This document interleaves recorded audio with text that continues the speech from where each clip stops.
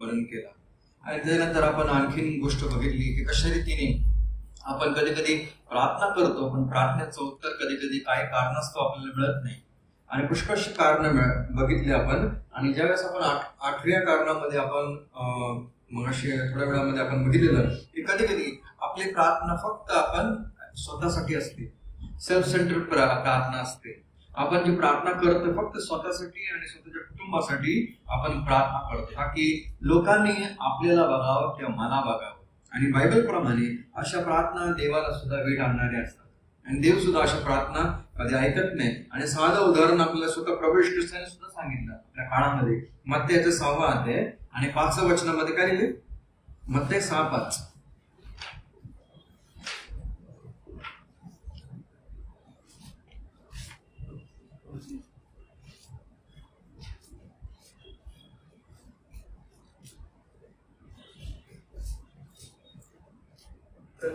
जेव्हा जेव्हा तुम्ही प्रार्थना करीता तेव्हा तेव्हा ढुंग्यासारखी असू नका, कारण लोकांनी आपणास पाहावे म्हणून कपातकारात व कवाट्यावर उभे राहून प्रार्थना करणे त्यास आवडते.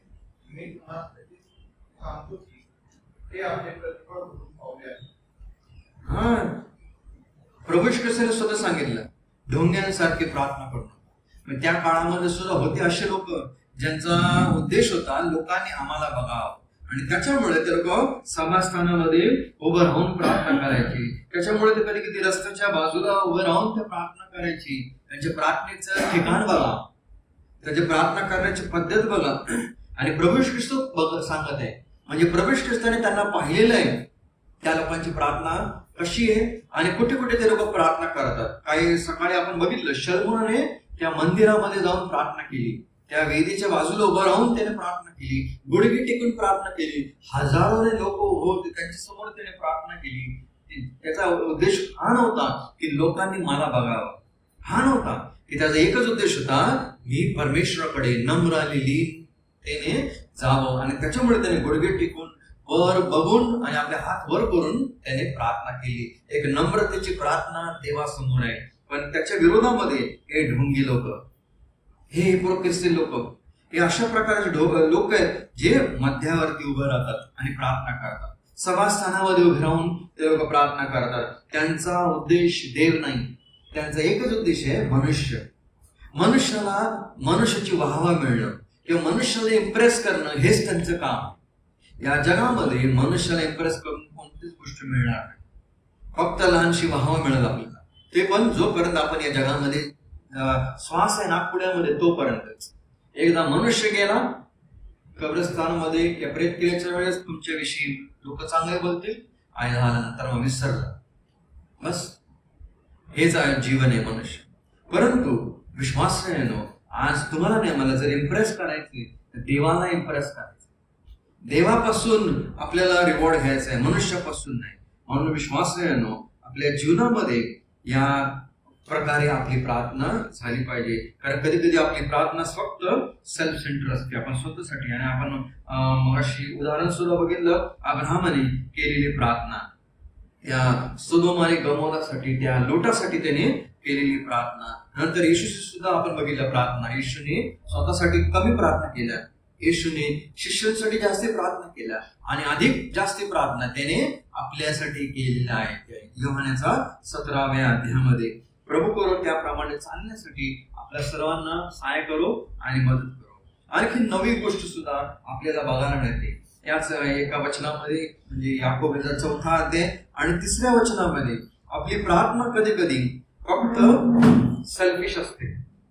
सेल्फिश म्हणजे ह्या प्रार्थना त्याच्यामध्ये खरेपणा नसतो, त्याच्यामध्ये खोटेपणा असतो, आणि ते फक्त उद्देश हाच असतो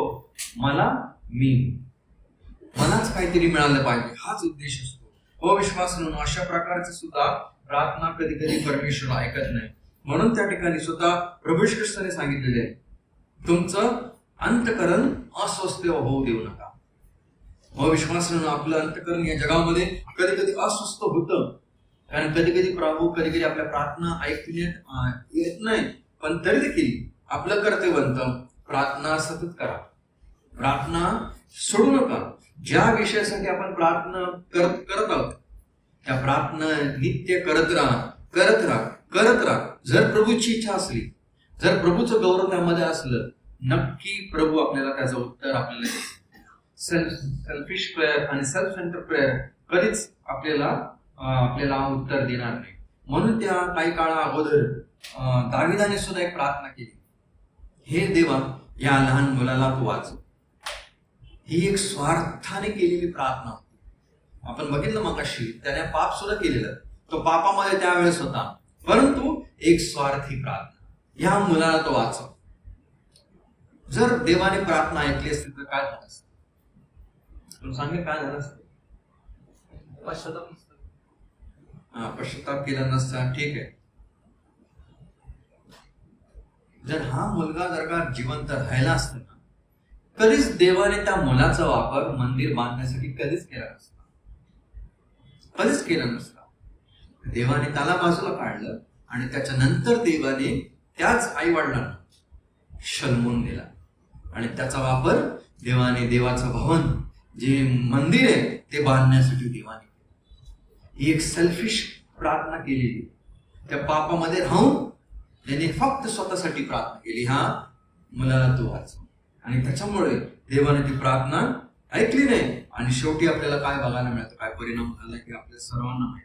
म्हणून त्या ठिकाणी कधी कधी आपल्या जीवनामध्ये सुद्धा आपण फक्त स्वार्थी प्रार्थना असते. आणि एक साधं उदाहरण आपल्याला स्वतः प्रभू येशू ख्रिस्ताने सुद्धा सांगितलेलं आहे. लूकाचा 12वा अध्याय 13 पासून ते 21 पर्यंत, फक्त आपण 13 वचन वाचलं तरी बरोबर. त्या ठिकाणी एक श्रीमंत मनुष्य आहे. लूकाचा 12वा अध्याय. लोक समुदायातील कोणा एकाने त्याला म्हटले, गुरुजी मला माझा वचनाचा वाटा देण्यास माझ्या भावाला सांगा. त्याची एकच प्रार्थना होती, एकच विनंती होती. येशूकडे आला आणि त्याने सांगितलं, माझ्या भावाला सांगा माझा जो वाटा आहे, जी काही प्रॉपर्टीचा भाग आहे, हिस्सा, तो मला द्यावा.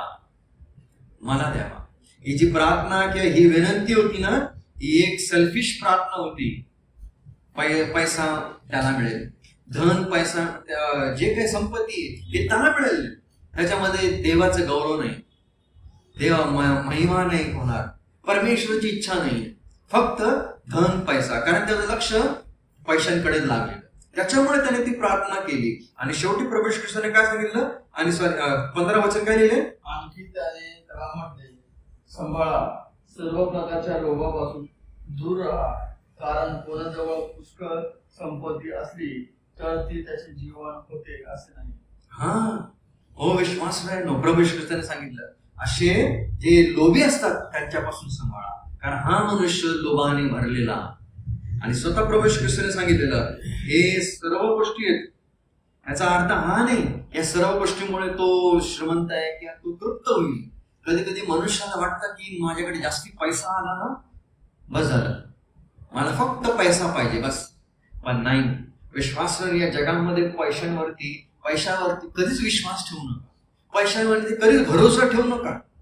कारण का, पैसा आपल्याला सर्वच गोष्टी देऊ शकतच नाही.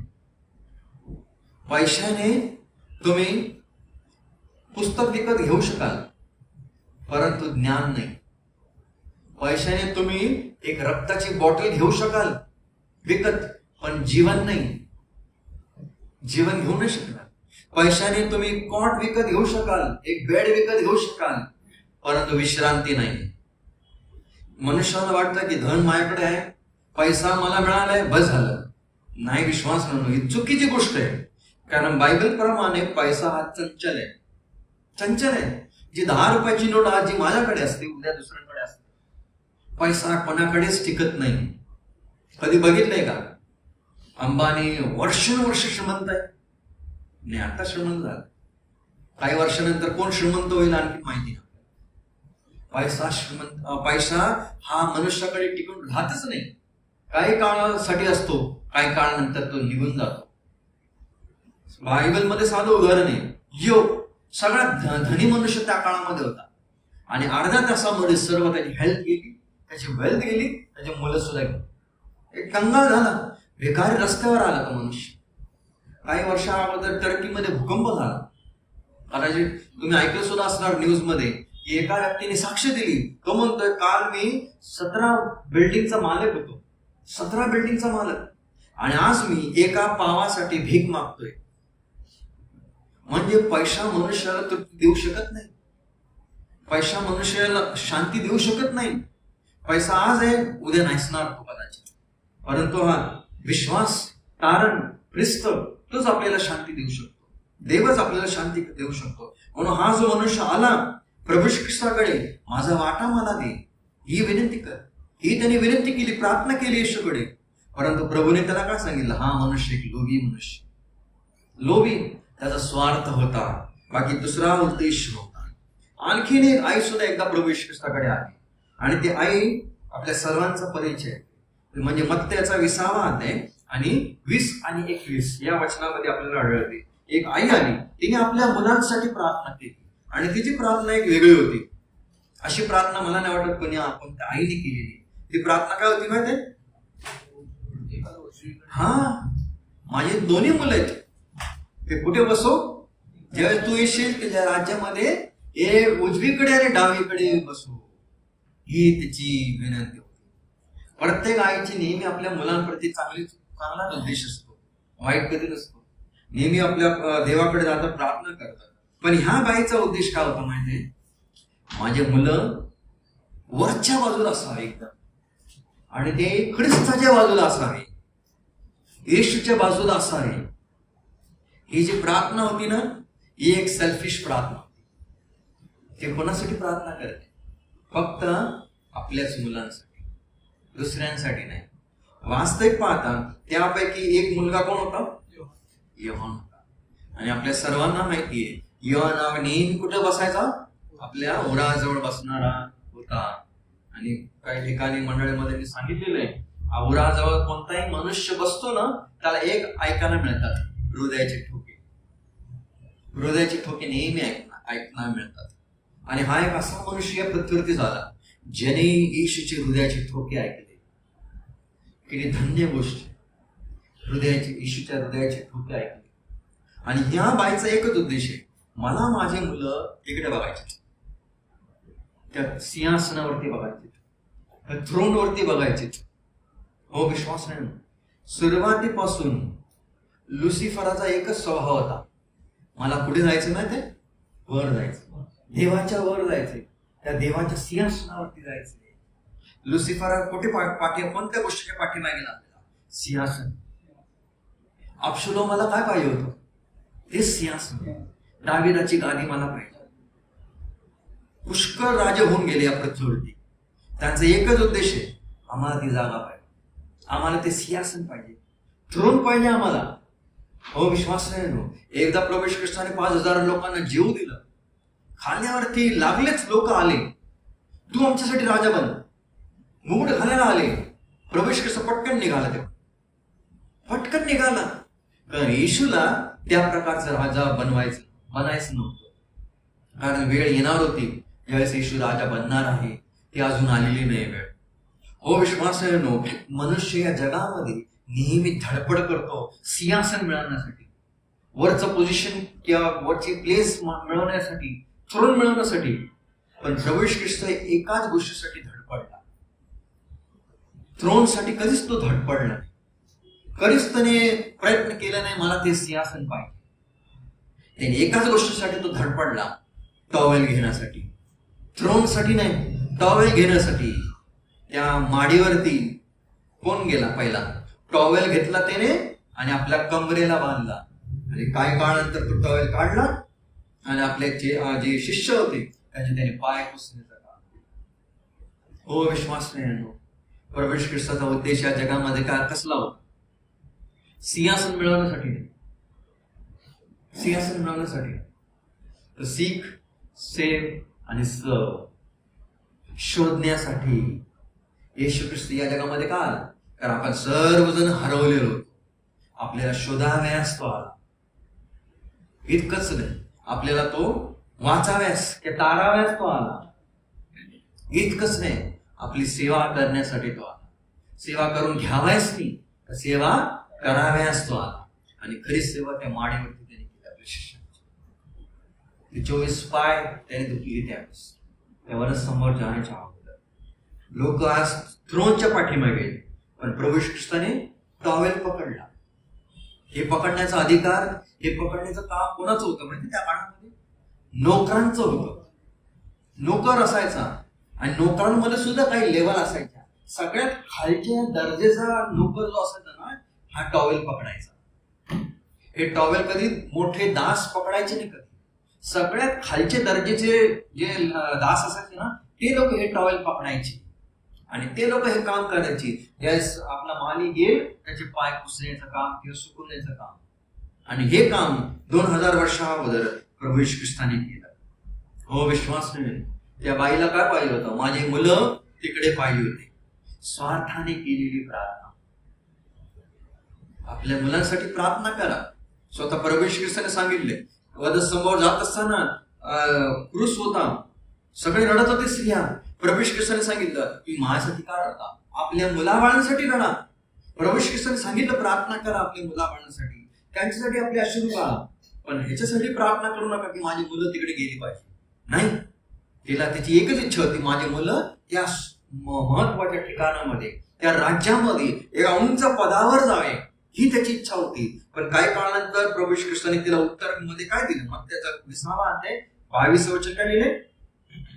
येशू म्हणला, तुम्ही काय मागता हे तुम्हाला समजत नाही. जो प्याला मी पिणार आहे तो तुम्हाला पिता येईल काय? ते म्हणाले, पिता येईल. तुम्ही कधी कधी काय काय मागता ना हे कळतच नाही तुम्हाला. काही मागता, कारण ह्या राज्यामध्ये प्रवेश करण्याच्या अगोदर फार दुःखाने जावं लागतं, फार कष्टाने जावं लागतं. जे रिवॉर्ड मिळणार आहे त्या रिवॉर्ड साठी मिळवण्यासाठी फार कष्ट आहे, दुःख आहे. दुःखानंतर जावं लागतं. त्या आईला माहिती नव्हतं.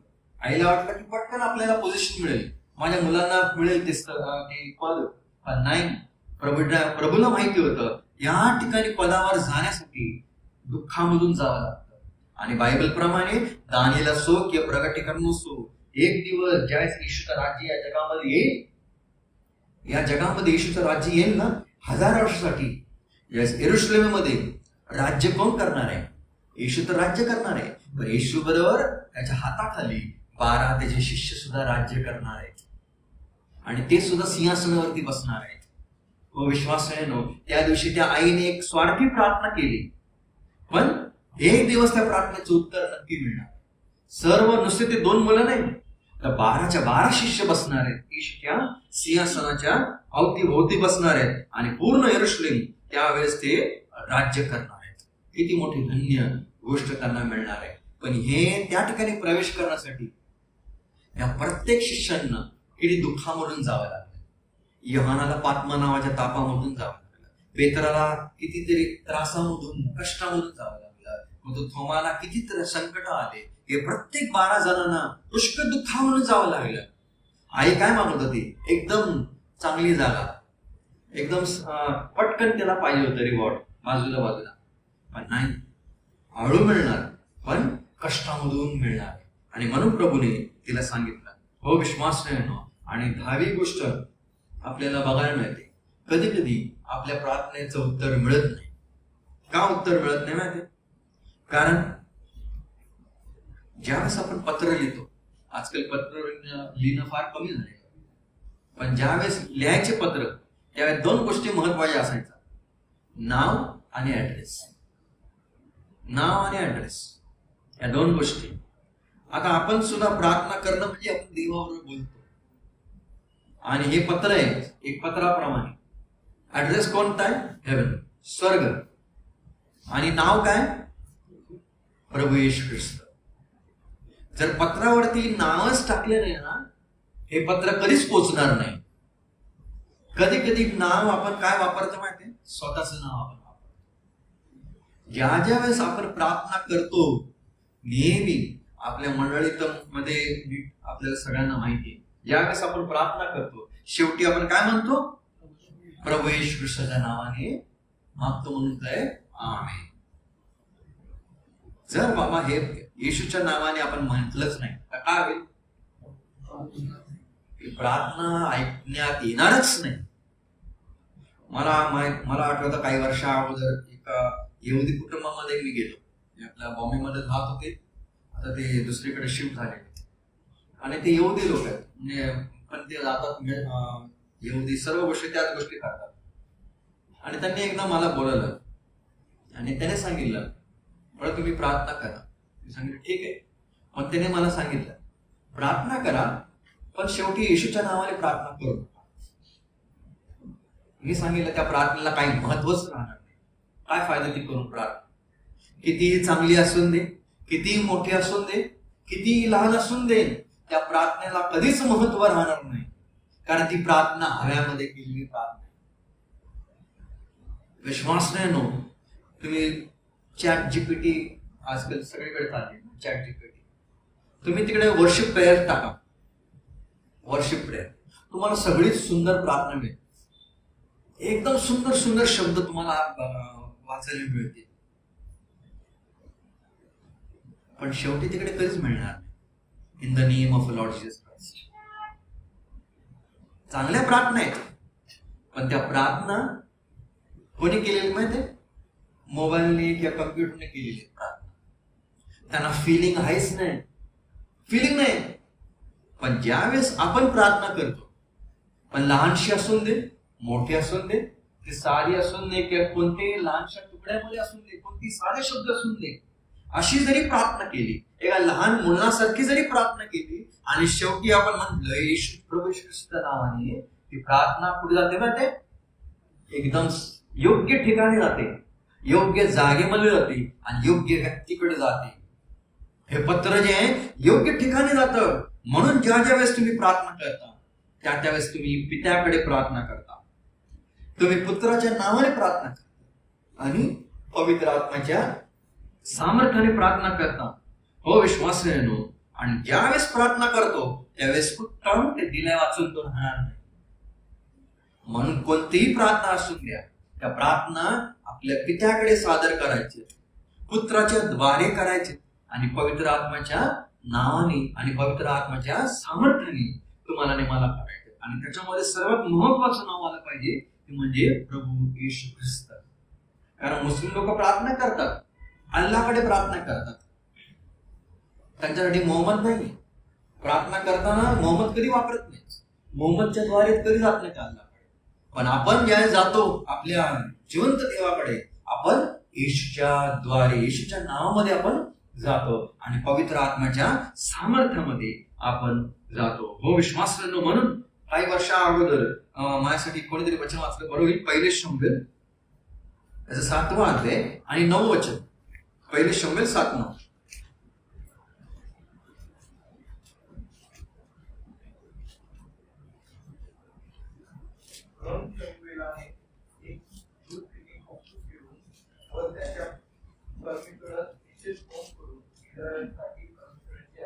शंभेलाने काय घेतलं? आपल्या हातामध्ये कोकरू घेतलं. अर्पण करण्याच्या अगोदर किंवा ते वेदीवरती चढवण्याच्या अगोदर शंभेलाने आपल्या हातामध्ये कोकरू घेतलं. आणि आपल्या हातामध्ये, विश्वासाच्या हातामध्ये काय पाहिजे माहिती? कोकरू पाहिजे. आणि कोकरू कोणाची चित्र दिसतं आपल्याला? प्रभू येशू ख्रिस्ताचं. जोपर्यंत प्रभू येशू ख्रिस्त नाहीये तोपर्यंत आपण ती वेदीवरती ठेवू शकतच नाही. कसं चढवणार? काय चढवणार? काहीच नाही आपल्याकडे. आपल्याकडे ते कोकरू पाहिजे. त्या विश्वासाच्या हातामध्ये ते कोकरूची गरज आहे. आणि कोकरू कोण आहे? आमचा प्रभू येशू ख्रिस्त. याच नावामध्ये तुम्हाला मला पुढे जायचंय. आणि ही चूक एका राजाने केली. जर तुम्ही बघितलं ना दुसरे इतिहास याचा 26वा अध्याय आणि 16 पासून ते 19 पर्यंत, त्या ठिकाणी उज्ज्या नावाचा व्यक्ती होता. उज्ज्या नावाचा व्यक्ती. आणि तो याजका विरहित तो गेला. एकटाच गेला आणि एकटाच त्याने सगळ्या गोष्टी केल्या. आणि शेवटी काय झालं? कोड आला. याजकच नव्हता, याजका विरहित तो गेला. हो विश्वास नाही. आज आपल्याकडे कोण आहे? आमचा महायाजक आहे, प्रभू येशू ख्रिस्त आहे. त्याच्या विरहित कधी जाऊ नका. त्या कोकऱ्याच्या विरहित कधी जाऊ नका. कोकरा आहे हा, पहा जगाचे पाप हरण करणारा देवाचा. या कोकरा आपल्याला पाहिजे, हा महायाजक आपल्याला पाहिजे आणि त्याच्याद्वारे आपल्याकडे परमेश्वर येणार आहे. म्हणून विश्वास नाही नो, ज्या वेळेस तुम्ही प्रार्थना करता, की आपण प्रार्थना करतो, नेहमी प्रभू येशू ख्रिस्ताच्या नावामध्ये ती चढवली पाहिजे. कोणतरी योहानाचा 16वा अध्याय 23 वचन केलेले 16:23. त्या दिवशी तुम्ही मला काही प्रश्न विचारणार नाही. मी तुम्हाला कधीच सांगतो, तुम्ही पित्याजवळ काही मागाल तर तो ते तुम्हाला माझ्या नावाने देईल. माझ्या नावाने देईल. या ठिकाणी इंग्लिश मध्ये खूप सुंदर लिहिले, whatsoever you shall ask the Father in my name. म्हणजे तुम्ही ज्यावेळेस पित्याकडे मागाल माझ्या नावाने, he will give it. ते तुम्हाला देईल. हो, विश्वास आहे तो. प्रभू येशू ख्रिस्ताने स्वतः सांगितलं. बायबलमध्ये कुठे लिहिले? इकडे लिहिले. येशू स्वतः म्हणतो, जर तुम्हाला मागायचंय पित्याकडे तर कोणाच्या नावाने मागा? माझ्या नावाने मागा. कारण त्याचंच नाव सगळ्यात मोठं नाव आहे, सर्वात श्रेष्ठ नाव आहे. स्वर्गामध्ये, पृथ्वीवरती आणि पृथ्वीच्या खाली त्याच्यासारखं दुसरं नावच नाहीये. आणि त्याचं नाव काय मोठं नाहीये. मयर शालल हाश बश एवढं मोठं नाव आहे त्याचं. लहानसं नाव आहे. कोणताही साधा मधला मुलगा, लहानसा बाळ सुद्धा घेऊ शकेल येशू. बस लहानसा मुलगा सुद्धा गेले नाव. काय काय नाव घेण्यासाठी पुष्कळ मनुष्याला कधी प्रोनाउन्सिएशन येत नाही. कधी कधी बायबलमध्ये अँटिकस एपिफानस ते नाव, किंवा मयर शालल हाशबश या मार्क झुकरबर्ग, कधी कधी किती कठीण कठीण नाव आहेत. पण येशू किती सोपं नाव, सगळ्यात सुंदर नाव, सगळ्यात अद्भुत नाव, सगळ्यात पॉवरफुल नाव. आणि ह्याच नावामध्ये सामर्थ्य आहे. हे नाव जर टाकलं नाही, सर्व आपल्या प्रार्थना कधीच जाणार नाही.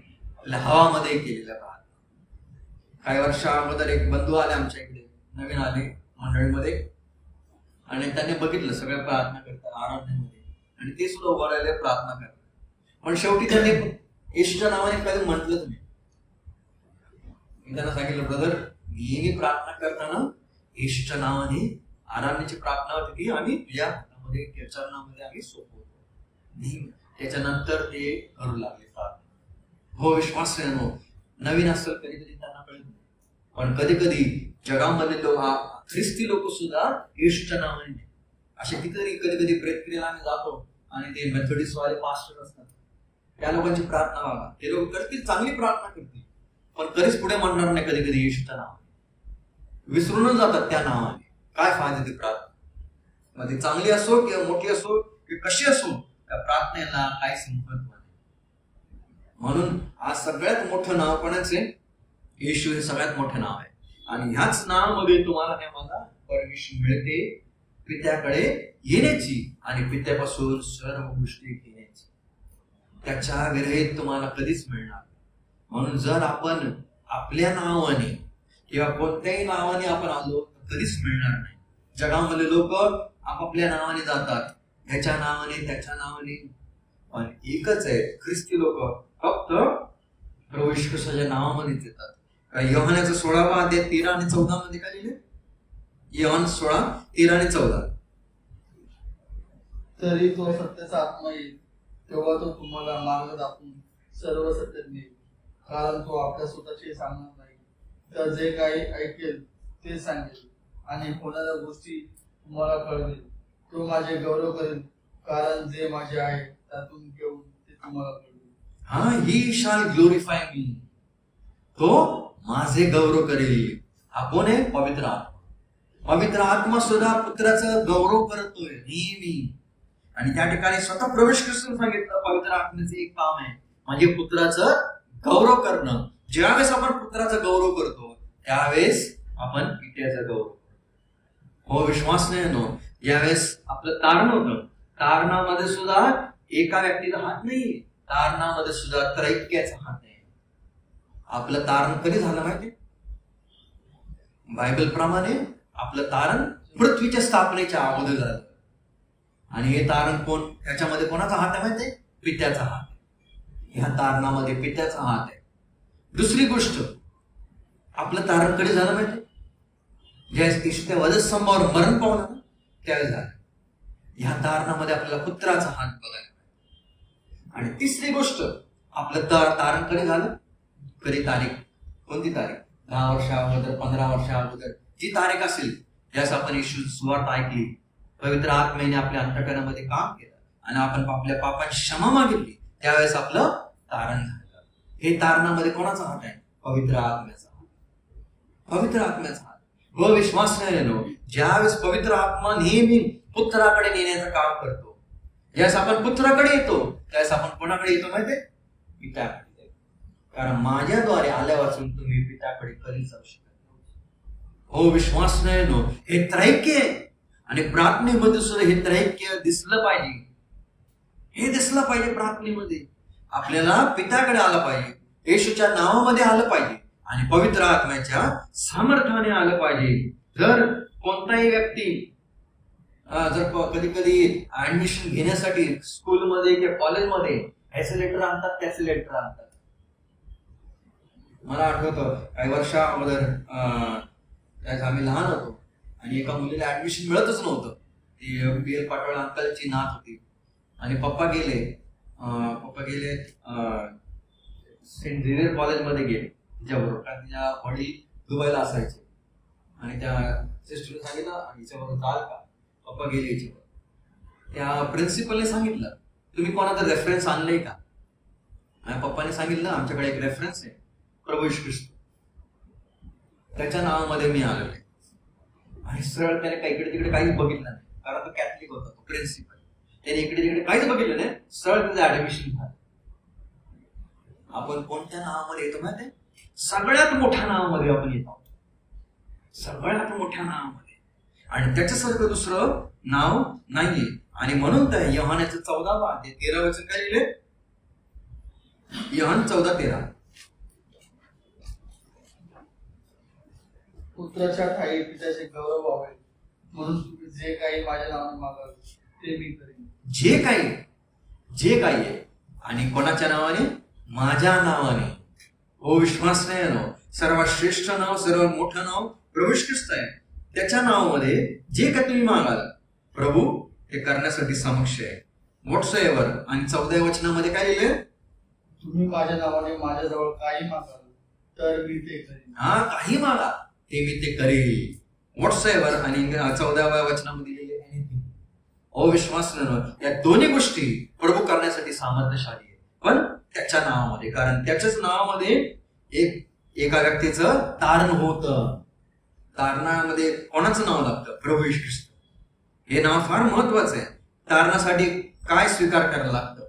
प्रभू येशू ख्रिस्ताला आपल्याला स्वामी, आपलं तारणारा स्वीकार करायला लागतं. आणि ह्याच नावामध्ये सर्वात मोठं आणि सर्वात महत्वाची गोष्ट आपल्याला बघायला मिळते. आणि कलसे 3:17 प्रमाणे हेच नावामध्ये, याच नावाची आपण आराधना आणि स्तुती सुद्धा आपण करत आहोत. हो विश्वास.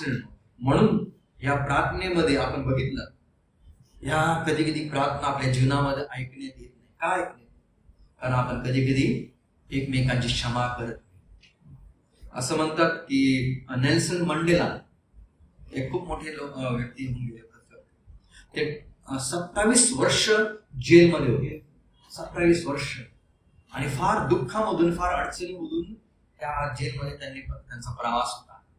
आणि एक असा वेळ आला की आता प्रेसिडेंट बनणार आहे. आणि ज्यावेळेस त्याची इनॉग्रेशन सेरेमनी आहे त्यावेळेस त्या नेल्सन मंडेलांनी काय केलं माहिती?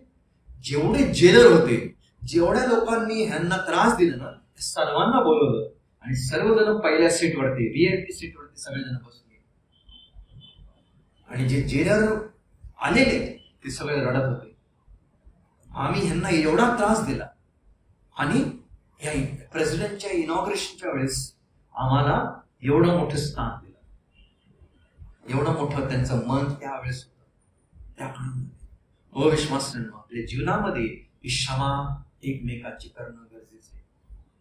का मिळत नाही उत्तर? कारण आपल्या जीवनामध्ये कधी कधी आपल्या जीवनामध्ये आपण एकमेकाची क्षमा करत नाही. इतकंच नाही, का मिळत नाही? कारण कधी कधी आपल्या जीवनामध्ये आपण काही मागतो देवाकडे, काही मागतो ज्याच्याद्वारे आमचा चांगलं होईल आणि देवाचं काहीच चांगलं होणार नाही, देवाचा गौरव होणार नाही, देवाची इच्छा पूर्ण होणार नाही. विश्वास नाही. जर मागायचंय नेहमी मागा, देवा ही गोष्ट जर मला मिळेल तर त्याच्याद्वारे तुझं गौरव होईल का? एक मोठी साक्ष होईल का माझ्या जीवनामध्ये? आणि तुझं इच्छा पूर्ण होईल का? तर जी असेल नक्की प्रभू त्या गोष्टी आपल्यासाठी करण्यासाठी समक्ष आहे. नसेल तर प्रभू प्रार्थनेचं उत्तर तरी देणार नाही. म्हणून येणाऱ्या दिवसामध्ये ह्या प्रकारे करण्यासाठी आपल्या सर्वांचं सहाय्य करो, मदत करो.